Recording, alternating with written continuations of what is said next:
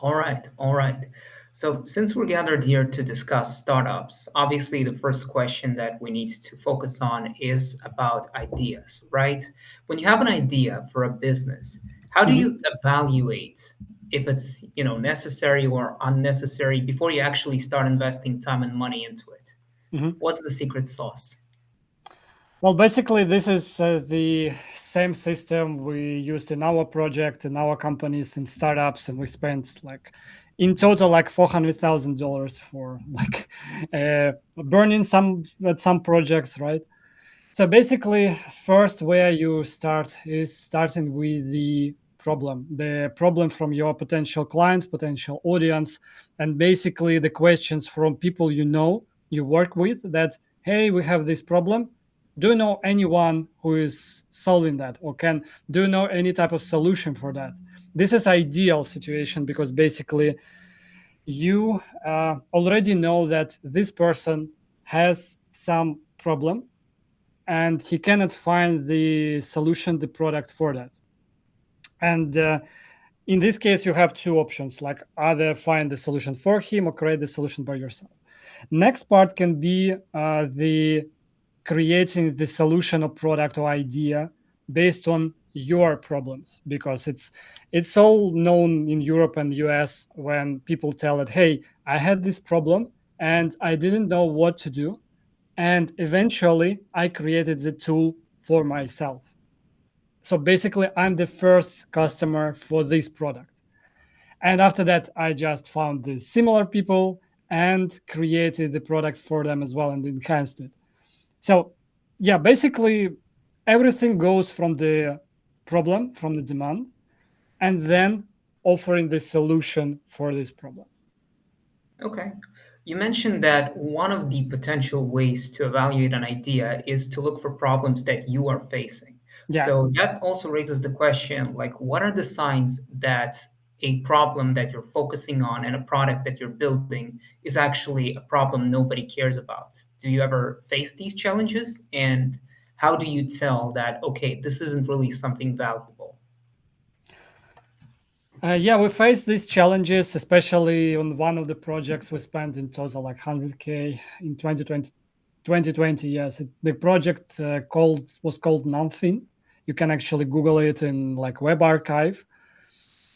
So basically, the situation was similar. So we created the project. A person created the project for myself because I saw that there is a demand for private investors who might search for different public companies to invest in and need to understand how to do this right, how to actually find the right information about the company, etc.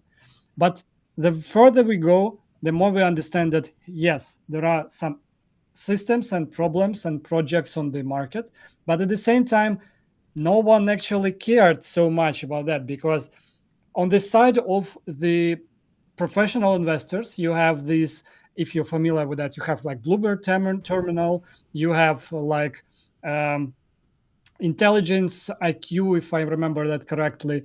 So basically, the uh, tools which cost you like $20,000-$30,000 per year, and they do everything and even more.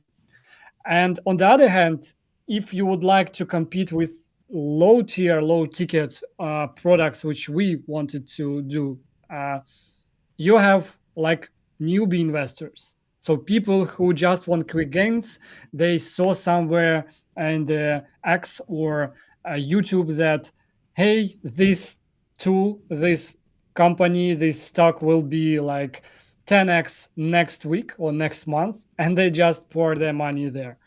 So we just found out that this product was actually not needed at all. So we just blew up the money.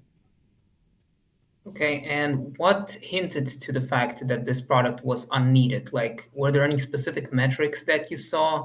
What Yeah, exactly? we actually Elaborate a saw bit. the main metrics which we saw. It is the same with other startups as well. Is the customer acquisition cost and the average check for the product, because basically we had the product with the price of $29 to $49. We just tested that, And at the same time, we saw that the customer acquisition cost, we were promoting this product on the for the Europe, for US, it cost us like $50 to $70 to acquire the customer, and the customer actually dropped on the second month. So basically, we were losing money on every transaction we acquired the customer. And basically, these were two main metrics we tried to stick with, and this was our main point with that. So the customers that you weren't able to retain, were you able to get any feedback from them to understand why they were dropping?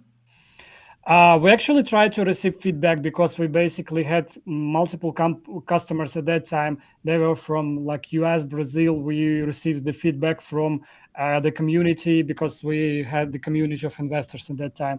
So, but the main feedback was like, yes, this is a cool tool to have, but at the same time, um, there are other competitors which give you little more features that you currently offering. And we actually, this is why we stopped on like 80 to 100K investment, which we just blew up, because we saw that, okay, we already invested like 60 to 80K dollars for that, and we need more features. The more features we need, the more money we need to pour in. The more money we need to pour in, we need more money on marketing. And we cannot, in this case, increase the price for the product because the competitors stick with a specific price, and we will lose even more money for acquiring the customer because the ROI in that case is completely crap. So yeah, this was the main feedback because we were trying to create the professional tool for newbie investors, but make it professional. But at the same time, the professional services costs much more. Gotcha, gotcha.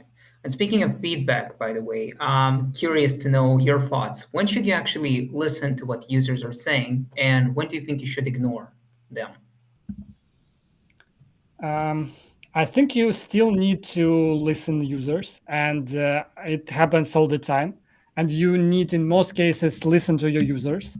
However, I would recommend to prioritize the things and ideas which they are saying, and we try to do this all the time. So basically, we gather the feedback with the community we have, like business community.